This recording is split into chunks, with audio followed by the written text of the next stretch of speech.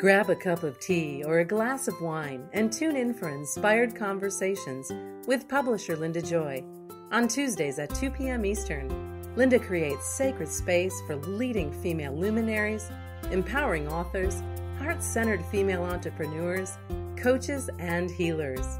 A soulful venue where guests openly share the fears and obstacles they've overcome, wisdom and lessons learned, and the personal journey that led them to the transformational work they do in the world. Inspired conversations to empower you on your path to authentic, soulful living. Welcome to the Inspired Conversation Show. I'm your host, Linda Joy. And you know me, I am passionate about bringing you the conversations to remind you of your truth, your power, your inner strength, and your ability to create the life you desire. And today, my special guest is Julie Santiago, the best-selling author of Awaken, 6 Sacred Steps to Remember Who You Are and Why You're Here. And I have to tell you, if you've been searching for what's next in your life, if you're ready to understand yourself more deeply than you ever have before, you're not alone. I know I'm going through it too. And as Julie and I will be speaking about, women around the world are awakening to their truth and stepping into their sacred power and wisdom. And in today's show, I will be talking about all this and more with Julie because her story just truly inspires me. So Julie is a former Wall Street trader turned writer, speaker, and transformational women's life coach. She graduated from Johns Hopkins University before rising quickly up the corporate ladder and eventually walking away from millions of dollars to follow her own soul path. Julie is now a certified master life coach, holistic health coach, initiated priestess, and Kundalini yoga teacher. She's led thousands of women through private coaching, group programs, and retreats. She's a spiritual catalyst for women who are longing for something more in their lives. Drawing from her personal experience and years of deep soul initiation, she guides women to break through the fear, remember their purpose, and awaken to their personal truth. Welcome, Julie. Thank you, Linda Joy. I'm so happy and honored to be here. Well, I am excited to have you here because as you and I just discussed prior to coming on the air, this is the message. The time is now for this message for all of us, women, and so many of us are awakening. But I'm curious, what does it mean to awaken? What does that word mean to you? Well, it's so interesting. When I was listening to you share your intro just now, and there was a piece you mentioned of your work that is all about women creating the life that they want to live. That stood out for me deeply just now as you shared that. And as I continue to understand what both the word awaken means and, you know, this book and this kind of these sacred steps that were given to me, what I've come to understand is awakening to me and the work that I do is about us awakening, learning, waking up, remembering who we are and what we want. That's the first step. Who we are really, not who we learn to be, but who we are, who we were born to be, like what that soul essence is beyond the masks and the labels. So remembering who we are at that core soul level. And then from that place, having, in many ways, the courage and the sovereignty to choose the life we live, not the life that's prescribed or the life that we should live, but the life that is in true alignment to who we came here to be. So that's what I understand as awakening, this remembering of who we are and why we're here, what we came here for, what is it that makes us feel truly alive, and then having the courage to go after that, to build that life that we desire to live and not ever feel like victims. to our circumstances, but knowing, feeling, believing, and then acting on that internal power we have as women, as creators, to create that life. So that's what it means for me. And thank you for starting with that question. Well, you know what it is I was really curious, and there's a phrase you used a lot, is remembering, because that's what I personally believe too. I believe that we're born knowing our truth, and we knew we were here to shine our light, and then as we grew on the human journey, we took on all the scripts, the stories, the wounds, the beliefs that smothered our original sacred light. And all our job is to remember the truth of who we are. And that means spending our lives excavating the shit that we picked up over the years so that we can get back to that light of who we are. And so what you just shared really resonated on a personal level, but also in the message that I shared through the books that I publish and the magazine is, ladies, you are divine as you are. You just may sometimes need someone to hold up a mirror to help you see your truth and your divinity. You don't need someone to tell you what it is. It's already there. So thank you for doing the work you're doing in the world to help women remember. Thank you very much. Thank you. So I'm curious. You were working on Wall Street, and you were young. I mean, what, late 20s? Yeah, I was in my 20s. When it was like your dark night of the soul, you're awakening, you're like, oh, my God, what am I doing here? At that time, you weren't where you are now on your spiritual path. What were you feeling inside? And I'm asking this question for all the women who may feel trapped in a life they created. Oh, yeah. How did you know that you had to leave because it was costing you your soul? And that's my word, right? Yeah. Because so many women are feeling trapped, and I believe they're afraid, or they're doubting themselves with the messages they're receiving from their internal guidance system to leave, to change, to do something different. Yeah. So bring us back to that time.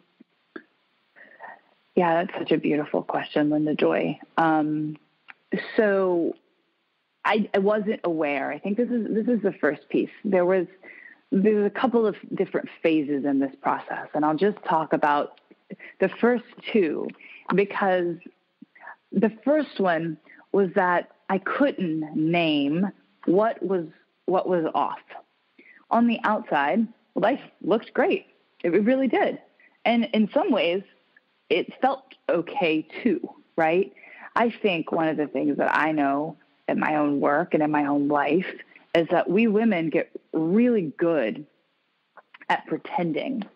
We get really good. We have such a high tolerance and high capacity for resilience and to make the most of whatever situations we're in.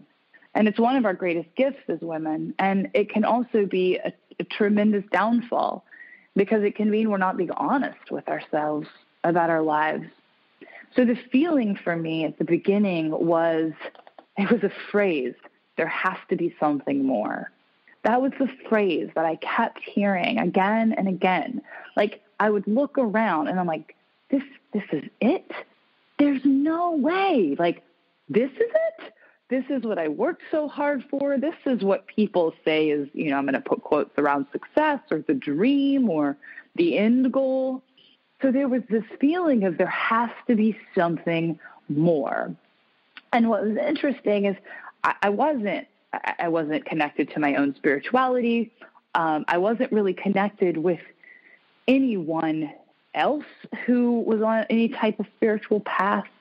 So I was living a very kind of three-dimensional life that for the people around me seemed good, seemed okay. So I didn't have a lot of people to talk to about this. So it felt like I was crazy. And that comes up with a lot of the women that I work with too. They're like, no one understands this. I feel crazy saying this, or I feel guilty even feeling this. And all of those feelings were the same feelings I was having too. Like, I can't. And so I would just push it down that voice would come up, and I would push it down, and I would push it down and ignore it by working more, so overworking, or by drinking wine every night, or by eating too much food, right? So I was numbing because I was so afraid of what it meant if I were to listen to that voice.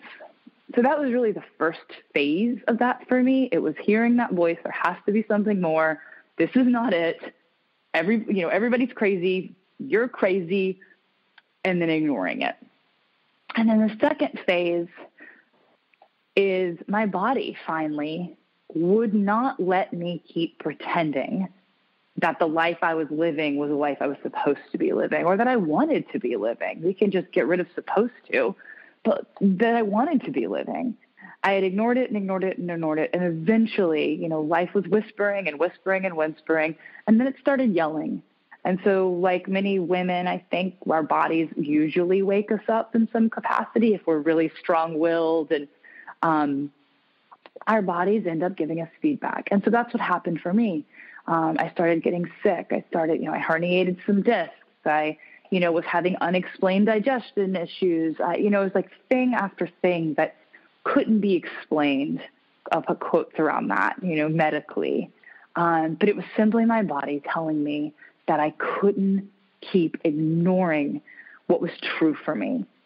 And I think that happens in different ways to different people. You break an arm, you get sick, some people it's more extreme, death, divorce, losing jobs, right? But my belief here is that the universe speaks to us in whispers, and if we don't listen, it starts yelling. And so that was really the second phase for me. My body started yelling, and I couldn't ignore it anymore. And what was the defining moment when you actually walked in and handed your resignation papers? I know it sounds like it was a journey. It was an unfolding. But by the time you handed in your papers, was it liberating? Were you fearful? What did it feel like in that moment? I was scared out of my mind. I had made the decision internally to leave the job about a year after I had a moment, a crack. I call it a crack. And then I decided about a year later, I was finally ready to leave, and had made a plan. And I put quotes around it, but had made an exit plan, knew how much money I had saved, and had an idea of what I was going to try to do next, coaching. And then I made the decision. I said it out loud to my then boyfriend, who's now my husband, and some friends. And I was like, I'm done. I'm ready to walk away. And then the next day, my boss called me into the office to tell me that he was retiring and I was going to take over the entire West Coast office, literally the day after. And so it really spun me, right? In those moments of like, what's the universe trying to tell me? What's life trying to tell me? Is this a test? What's going on? And so it took me a couple of months to really sit with that and to really keep filing through that fear.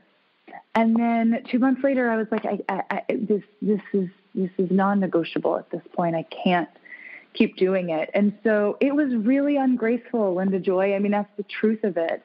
I really upset my boss and the people who had put years into my training. And, and then I gave them 2 months notice, and I, just to help them in the transition. And it was a hard 2 months. It was really uncomfortable. And so I was filled with a lot of fear, a lot of doubt.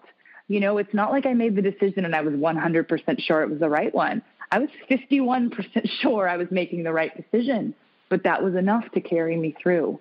So it was a leap in a lot of ways, and a scary one. And I think it's really important to not pretend that these big changes in our lives, or these changes that our awakenings can cause, sometimes they're really big and they really shake up our lives. And that's why I asked the question, Julie, because I want the sacred truth to come out, because there's a woman right now waiting for everything to be perfect before she makes a life-changing decision. She's waiting for the fear to go away.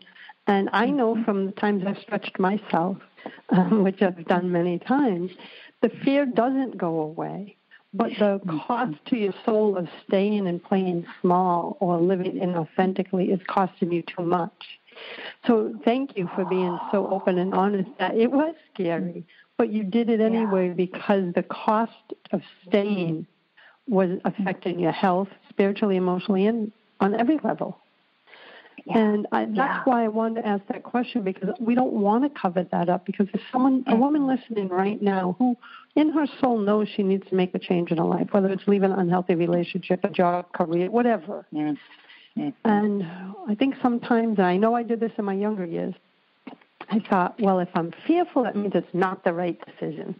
And I'm like, now I giggle at that thought, right? I'm like, what does that? No, it doesn't mean that. You are meant to be uncomfortable. You are stretching into the next sacred container. So thank you again for that. Thank you for that, stretching into the next sacred container. You're meant to be uncomfortable. That's huge. That's huge. Yeah. It is. And so your journey after you left, that's when you began your spiritual journey, because you've been traveling all over the world. Taken a lot of trainings over the years since then, and now you're doing work as a transformational women's coach and so much more. What led you, because as you said, you were disconnected from yourself in that career. Once you made it, did your spirituality open up? Like what started you on that spiritual path? So not at first. And this is actually the work that I'm committed to doing in the world now with women. One of the things that I didn't know, Linda Joy, at the time, is that it wasn't actually, it wasn't actually my job that was causing so much havoc in my life. It was me, right? So I say this now, it's not your job, it's you. Now, with that being said, I was absolutely not supposed to be on Wall Street. It wasn't where I was supposed to be. My soul was being crushed.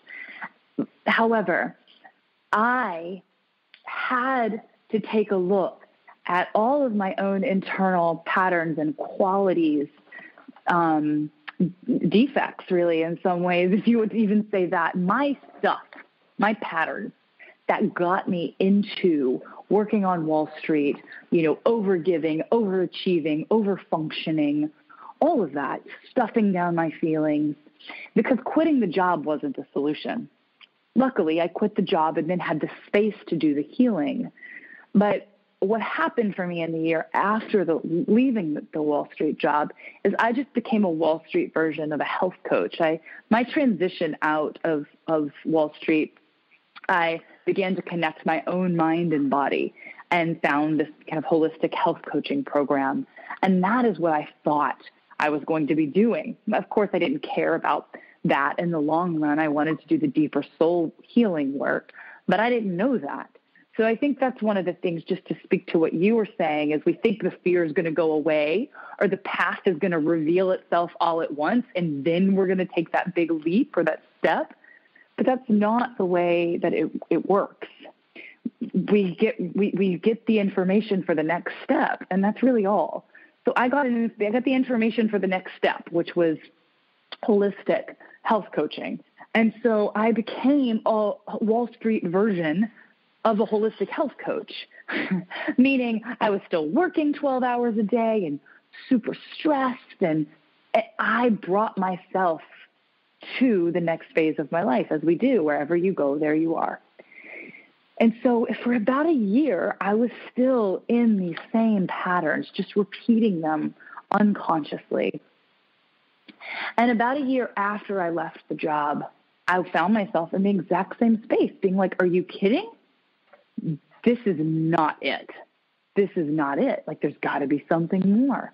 Like, there's no way this is it. And so I paused everything. And for the first time in my life, I stopped trying to figure it out. I stopped trying to achieve or express or accomplish. And I admitted that I didn't know. I didn't know, and that I was willing to learn. And so that really began the spiritual journey, being willing to go into that dark night of the soul, being willing to say, I'm not sure who I am. I'm not sure why I'm here. Okay, I need to stop drinking wine at night so that I can feel my feelings, and I need to stop numbing out on food, or I need to stop numbing out on work and achievement. so I can really feel who I am. So that really catalyzed the beginning of the spiritual journey before I traveled to places. I had to learn to sit with myself and not fill my space or my time as a distraction. But that didn't happen right when I left the job. I thought quitting the job was going to be the hardest part of the journey, but it was really just the beginning in many ways. I love how you describe it as an unfolding. And when we're going to jump to a break, but when we come back, I want to talk about this achievement addict, right? Because I'm seeing it so much, even in personal and spiritual development. The coaches in my circle are falling into that and losing touch with their sense of purpose and joy and love. And it comes up a lot in the group coaching calls that I do. So we're going to jump to a break. I am with Julie Santiago today, and I invite you to visit her website at juliesantiago.com/book, where you can learn all about her new book, Awaken. And we'll be back in a moment. A conscious lifestyle for a mindful life. OMTimes Radio. IOM FM. Inspiration for a woman's soul. Aspire Magazine, inspiring and supporting women on the path of self-discovery. Claim your free digital subscription today, which includes access to thousands of dollars of personal development bonus gifts from Team Inspiration partners. Claim your Aspire Magazine subscription today at subscribetoaspire.com. Are you trying to get from point A to point B and need a little advice? Connect with the counselors at OMTimes Advisors. Whether you're looking for a life coach or a spiritual intuitive, the advisors participating at advisors.omtimes.com were carefully chosen based on their gifts, skills, and professionalism. OMTimes Advisors, connecting you with the best advisors in the business. Circle of Hearts Radio is a sanctuary on the airwaves. Join me, Grandmother Elia, in the circle on Sunday, 2 p.m. Eastern, as I share information to both enlighten and nourish your soul. Hey, America, we need to have a little talk. We've got more food than we know what to do with in this country, yet 17 million kids in America are struggling with hunger. Makes no sense. Luckily, the Feeding America nationwide network of food banks has volunteers gathering excess food and getting it to hungry kids. They're kind of like food angels. Hey, become a food angel yourself by supporting Feeding America in your local food bank at feedingamerica.org. We can't do it without your help. Brought to you by Feeding America and the Ad Council. A conscious lifestyle for a mindful life. OMTimes Radio. IOM FM. Welcome back. You're listening to Inspired Conversations. I'm your host, Linda Joy, and with me today is Julie Santiago. So, Julie, you talked about something that I see coming up over and over again, and I love how you relate it to it's not the job. It's until we heal something in ourselves that is causing the achievement addiction, or like you said, the numbing with food. There's a whole list of things we numb ourselves with. Are you seeing a lot of your clients believe that their value comes from their achievements? Are you seeing that also? Yeah, absolutely. Yep. Yes.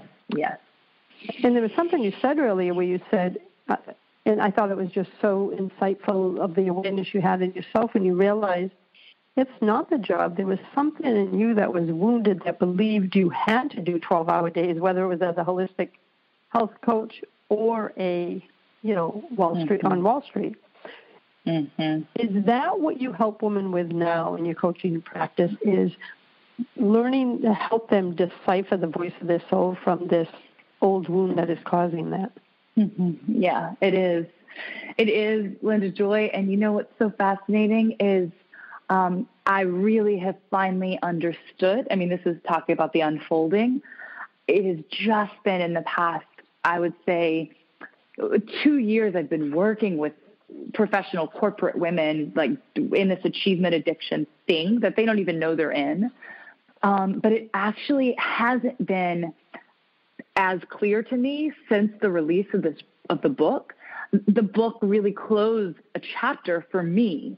And I finally was able to give language to the work that I've always been doing and am really stepping into now, which is healing this part in all of us, not women individually, but collectively as women that feel like we need to do, to achieve, to accomplish, to strive in order to be valuable, in order to be worthy.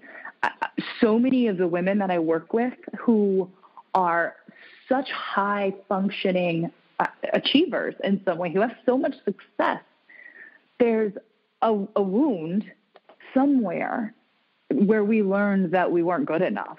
I mean, period. And I think that's probably fair to say across the board for humans. But with high achieving women specifically, the way that we've learned to prove our worth, to get value, to compensate for maybe a belief that we aren't just valuable being who we are, but we have to do and achieve in order to get that value.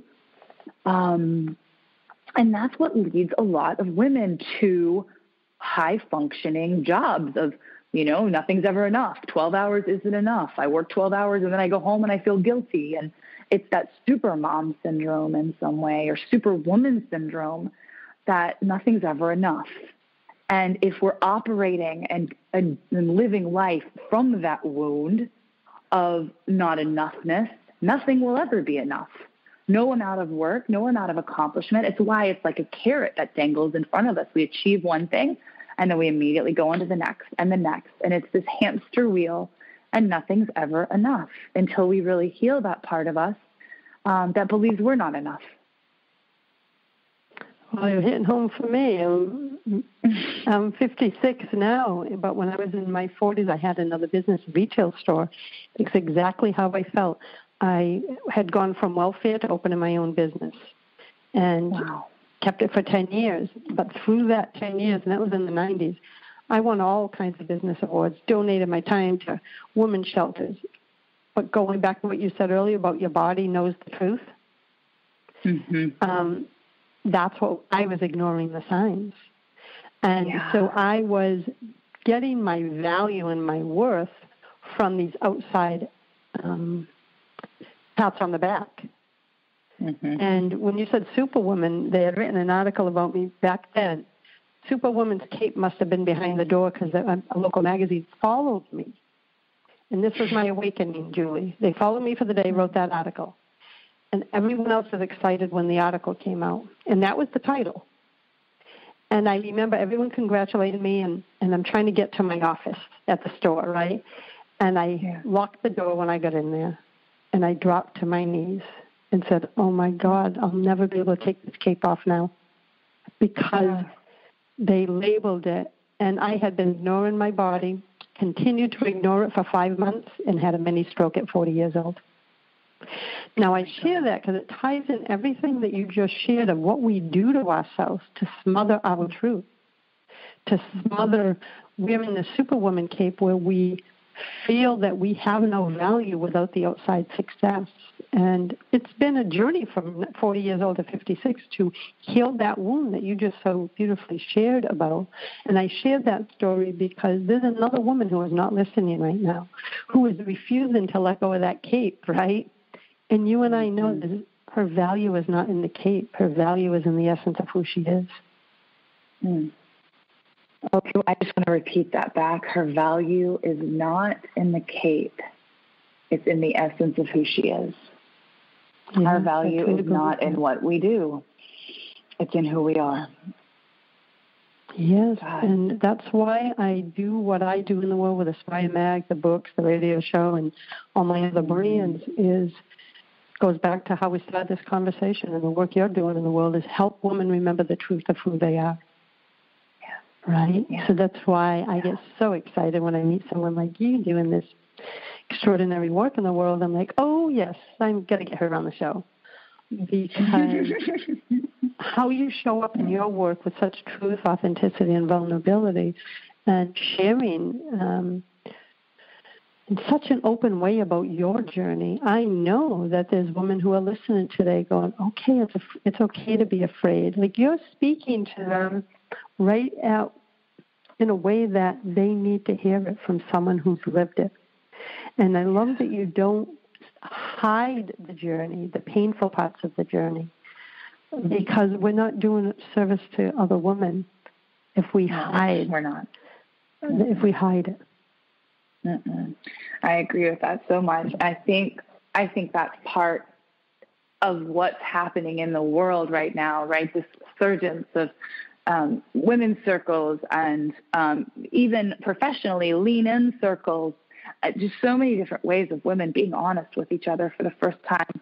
I think for me personally, I do all of my work in groups now, small groups of women or small groups for retreats, because we have this idea that we're crazy or we're messed up, or I can't tell you how many times I'm with my clients and these groups, small groups of women, and one of them is so afraid to speak because she's like, I'm afraid that everybody else has already dealt with this, or I'm not far enough along, or this is juvenile. Or the way we judge ourselves is so heartbreaking. And when we get together in circle with other women, we just realize and speak honestly and put down the cape and stop pretending that we have it together and start being real. We have this incredible way of healing ourselves and, of course, I believe, the world. And I think that's so much of what we're talking about right now is, the essence of the feminine is feeling. It's emotion. It's feeling. It's the heart. It's the flow of love. That's what the feminine essence is all about. And this is just to take this a little bit more global. Like, the feminine has been so repressed for so long. The essence of the feminine, our emotions, our ability to be real, to not be so perfect, has also been repressed for so long. So I think part of even what we're talking about is women giving themselves permission to be real, to listen to themselves, to follow their hearts, to feel their feelings, is really the resurgence of the essence of the feminine on our planet versus the patriarchal, paradigm of work hard, push through, ignore your feelings, be strong. And those are ways that most of us have grown up, especially, I think, women who are high achieving, high functioning, who may work in professional or corporate settings. But across the board, we've learned that there's a certain way to be. And feeling definitely isn't one of them. Emoting isn't one of them. And so I think this is really what we're talking about, is a tremendous reclamation of the essence of the feminine on the planet. Whether we realize that's what's happening or not doesn't really matter. But to me, that's what feels like is really happening. The more we feel, the more we tell the truth, the more we reclaim the feminine on the planet. Oh, I completely agree. And when we come back from our last break, I want to talk about, because your book has 6 sacred steps of awakening. And when we come back, I want to talk about if you have a favorite one. And we'll be back in a moment. I'm with Julie Santiago of juliesantiago.com. Be sure to visit her site, learn about her new book, Awaken, 6 Sacred Steps to Remember Who You Are and Why You Are Here. We'll be back in a moment. A conscious lifestyle for a mindful life. OMTimes Radio. IOM FM. Are you being called to step into your truth and embrace your divinity? Are you ready to align your heart and soul, live an authentic life, and become a divine magnet for love and abundance? It's time to listen to your inner wisdom and clear the blocks holding you back from your best life. Leading intuitive prosperity coach, Akashic Records practitioner, and evidential medium Jamie Hearn of LiveYourDivinity.com empowers and supports spiritual women like you to align your inner and outer worlds, embrace your soul's truth, and live your divinity. Through her intuitive gifts, grounded wisdom, and empowered coaching, Jamie guides women back into sacred alignment with their truth. Visit liveyourdivinity.com to learn more about Jamie's empowering programs and to schedule an Akashic record reading.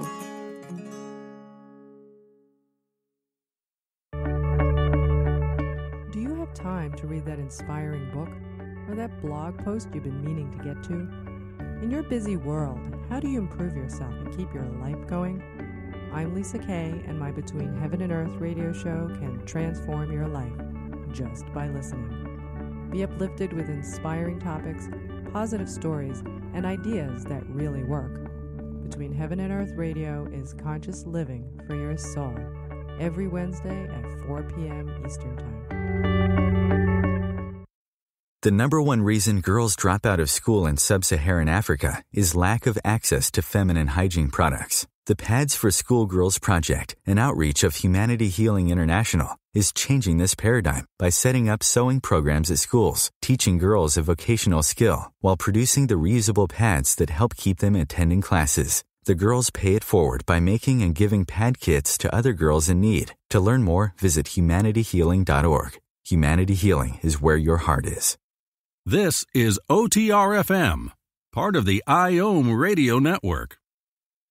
You're listening to Inspired Conversations. I'm your host, Linda Joy. We are talking about remembering the truth of who you are and awakening to that truth. And I'm with Julie Santiago today. So, Julie, in the book you share the 6 sacred steps of awakening. What are they, and do you have a favorite one? Good question. Okay, so the steps are, the first step is awareness. Always the first step is awareness. The second step is acceptance. The third step is acknowledgement.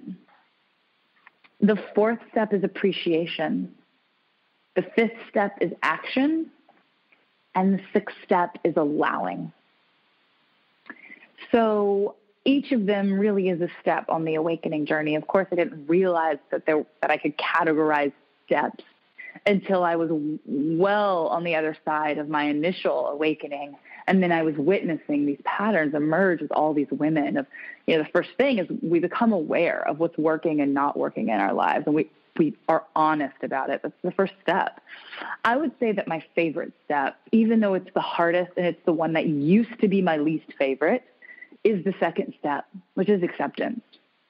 And the reason for that is because what happens for most of us is we become aware, or we hear that whisper, of something's off, something's not working. There's got to be more. This isn't right, whether that's about a job or a relationship or a home or a city, whatever it is. And then usually we as women want to do two things. After we become aware of something, we usually either want to immediately take action and do something about it because we're so uncomfortable sitting in this new awareness that we want that discomfort to go away. So we either take action to do something about it, to quote unquote fix it, or we ignore it and we numb it. We drink, we eat, we ignore, we push down, we work harder, we pretend. And so most women tend to do one of those two things after they become aware. And so I feel like, honestly, one of the most important steps in this journey is learning to accept what it is that you're feeling when you're feeling it without having to do anything about it, to learn to sit in the discomfort without trying to fix it or without trying to avoid it. I say we're either fixers or we're avoiders in some way, typically. And so the second step of acceptance is accepting. Wow, I feel this way. Whoa, this is really uncomfortable. Wow, I've been lying to myself for a long time. Or, wow, I wasn't ready to realize it until now, with a little bit more compassion. So it's learning to accept where we are and where life is without running from it or trying to fix it. And then mixed in with this step is also the acceptance of ourselves, right? Accepting that we are where we are right now for a reason. and learning to truly just accept what is without resisting, fighting it. So that used to be my least favorite step. I spent 3 decades not accepting, not feeling, and now I believe it's one of the most important tools that we have. So I think that's my favorite one now. Well, I hearing all the steps, it's for me acceptance. You have to get to acceptance in order to get to the other steps, because once you can drop down into your body and accept where you are, that's when I for myself, that's when my vision can take hold of what could be.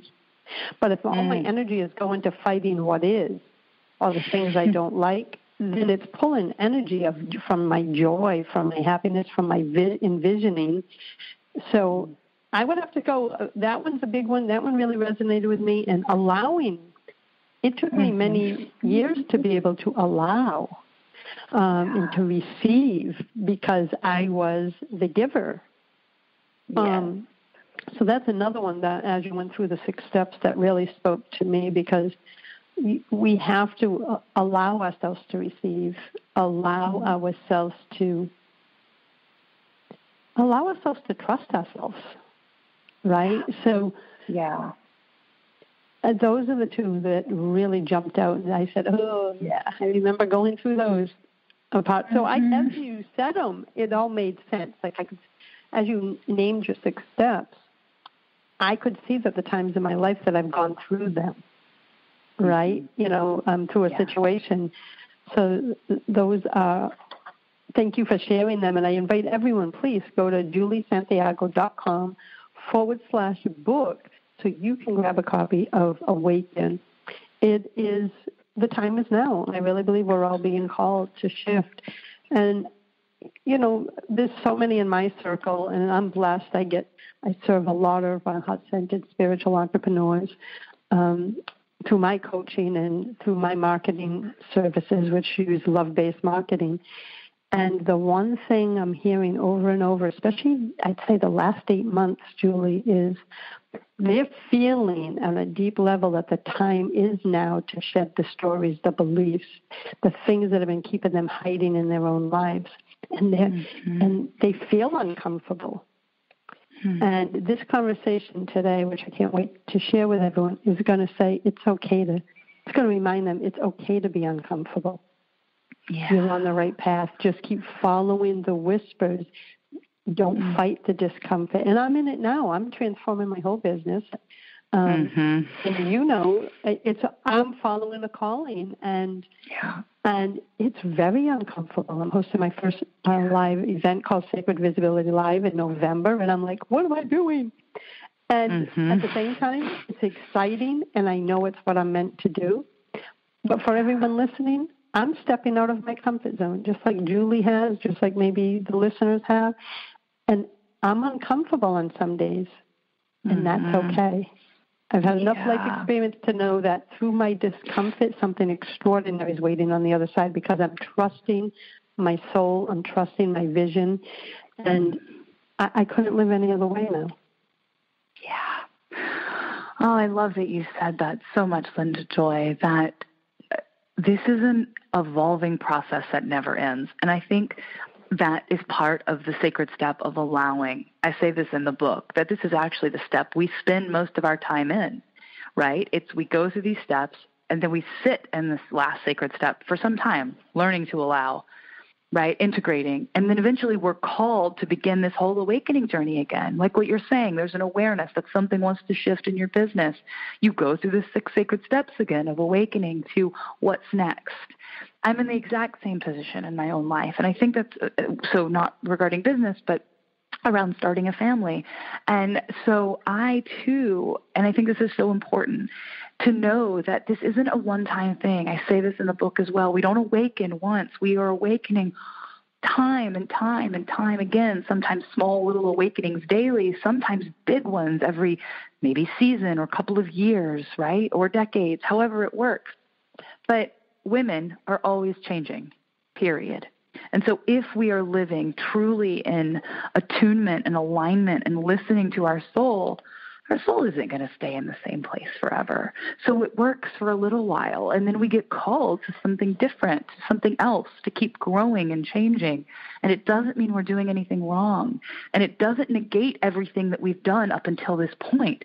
It simply means that our soul is ready to grow again. And so I think it's so important that just for all of us to remember that this is an ever-evolving process. And if we're always listening, it means we're always going to be changing and growing. And that's such a relief to me. It's such a relief.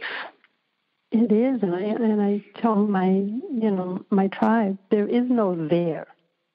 You will always be unfolding. And your steps define it beautifully. But there is no, okay, I did this, I'm done. The spiritual path is over. I don't want any more uncomfortableness. Well, guess what? Every time a new layer is ready to be healed, something will come up so we can go through the process again of awakening.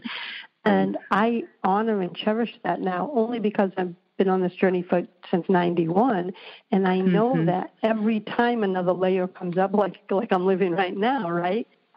I know and have complete trust of what's on the other side because I practice stretching myself.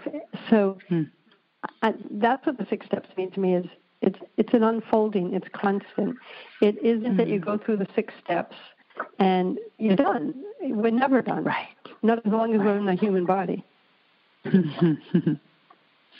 So I want to, in the few minutes that we have left, Julie, I want to talk about, because you have a powerful online community called the Gratitude Circle with over 41,000 members. And my gratitude practice changed my life back in 91 in every aspect of it. So I had a morning practice, and then once I saw what it did for my life and my heart, I began an evening one. And I've done that since 91.